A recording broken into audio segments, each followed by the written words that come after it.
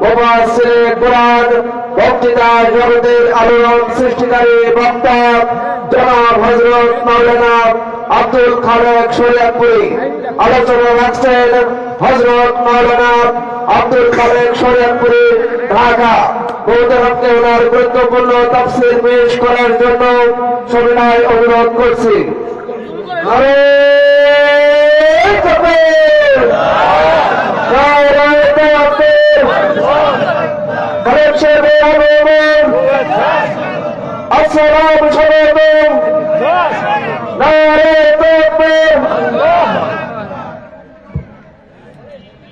আসসালামু আলাইকুম ওয়া রাহমাতুল্লাহি ওয়া বারাকাতুহু। আলহামদুলিল্লাহি নাহমাদুহু ওয়া নাস্তাঈনুহু ওয়া নাস্তাগফিরুহু ওয়া নু'মিনু বিহি ওয়া নাতাওয়াক্কালু আলাইহি ওয়া নাউযু বিল্লাহি মিন শুরুরি আনফুসিনা ওয়া মিন সাইয়্যাতি আ'মালিনা। من يهده الله فلا مضل له ومن يضلله فلا هادي له ونشهد أن لا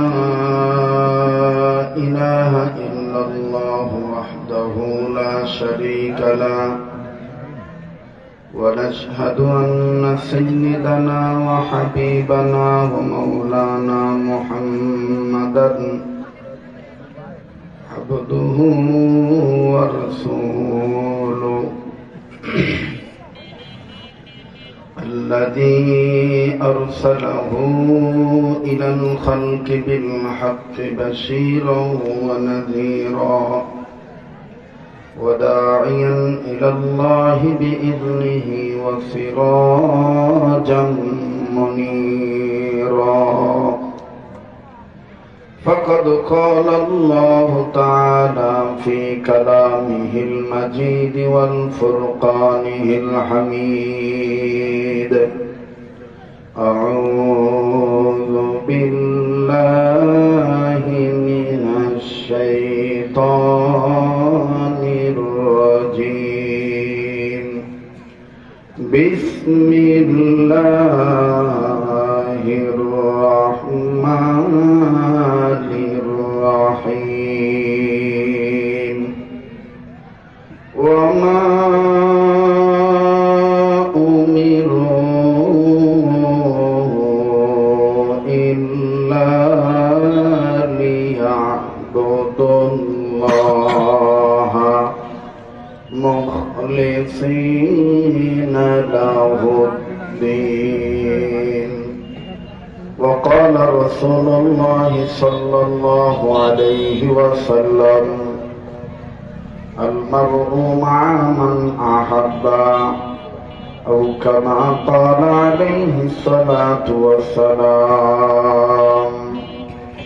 اللهم صل على محمد وعلى آل محمد كما صليت على إبراهيم وعلى آل إبراهيم إنك حميد مجيد.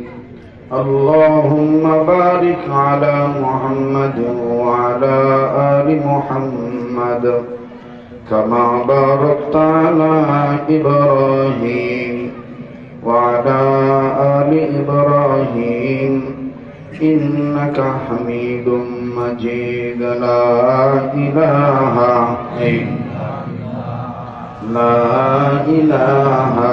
إلا الله، لا إله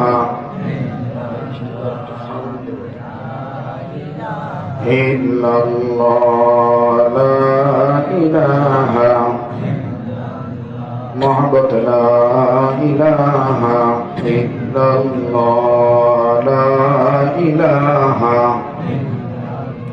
لا إله إلا الله মুহাম্মাদুর রাসূলুল্লাহ সাল্লাল্লাহু আলাইহি ওয়াসাল্লাম। মৃত ব্যক্তিদের রূহের মাগফিরাত কামনায় অদকার তাফসীরুল কোরআন ওয়াদুদ মাহফিলের অত্যন্ত পরম শ্রদ্ধেয় মান্যবর সম্মানিত সভাপতি জনাব মোহাম্মদ মামুন রশিদ সাহেব, আজকের মাহফিলের পরিচালনায় যিনি আছেন মোহাম্মদ লোকমান হাকিম ভাই, আজকের মাহফিলের দাওয়াতি মেহমান দের মধ্য হতে অন্যতম আলোচক ছিলেন, যিনি আলোচনা করেছেন হযরত মাওলানা হাফেজ আব্দুল হান্নান উমর ভাই, সম্মানিত সম্পাদক জাতীয় মুফাসসির পরিষদ খুলনা। আজকের মাহফিলের দূর দূরান্ত থেকে আগত সর্বস্তরের সম্মানিত সুধী, দিনদার ইমানদার পরহেজগার বাবার বয়সী মুরব্বীরা, পর্দার অন্তরালে পরম শ্রদ্ধেয় পর্দানিশীন আমার মা ও বোনেরা, স্কুল কলেজ ভার্সিটি মাদ্রাসায় অধ্যয়নরত